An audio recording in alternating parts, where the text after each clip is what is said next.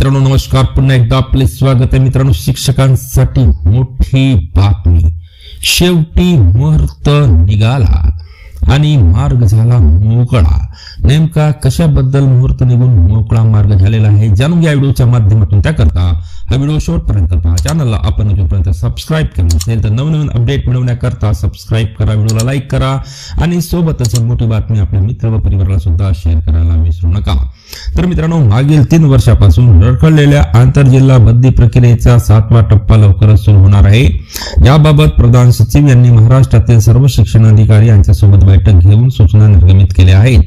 त्यामुळे आंतरजिल्हा बदलीचा मुहूर्त सापडल्याचा दावा प्रहार शिक्षक संघटनेने केला आहे.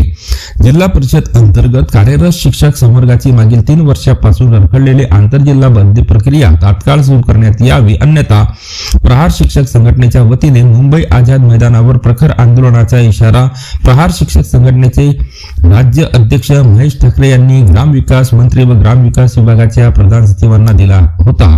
आंतरजिल्हा बदलीचा 7वा टप्पा कार्यान्वित करण्यापूर्वी सर्व जिल्हा परिषदांना शिक्षक संवर्गाचे रोस्टर अद्ययावत करण्याच्या कालमर्यादित सूचना द्याव्यात. शासनानुसार पैसा क्षेत्रात 20% व नॉन पैसा क्षेत्रात 80% रिक्त पदे आंतरजिल्हा बदली प्रक्रियेकरिता उपलब्ध करून देण्यात यावी. आंतरजिल्हा बदली प्रक्रियेत उर्दू माध्यमाच्या शिक्षकांना आरक्षित पदावर उमेदवार उपलब्ध न झाल्यास ती पदे शिक्षक भरतीप्रमाणे खुल्या प्रवर्गाकरता परावर्तित करण्यात यावी. आंतरजिल्हा प्रक्रियेसाठी 31 मे 2026 अखेरपर्यंतचे रिक्त पदे गृहीत धरण्यात यावी. आंतरजिल्हा बदली प्रक्रियेत स्वतंत्र वेळापत्रक निर्गमित करण्यात यावे आदी मागण्या करण्यात आल्या होत्या. जिल्हा परिषद शिक्षकांची आंतरजिल्हा बदली प्रक्रिया रखडली होती.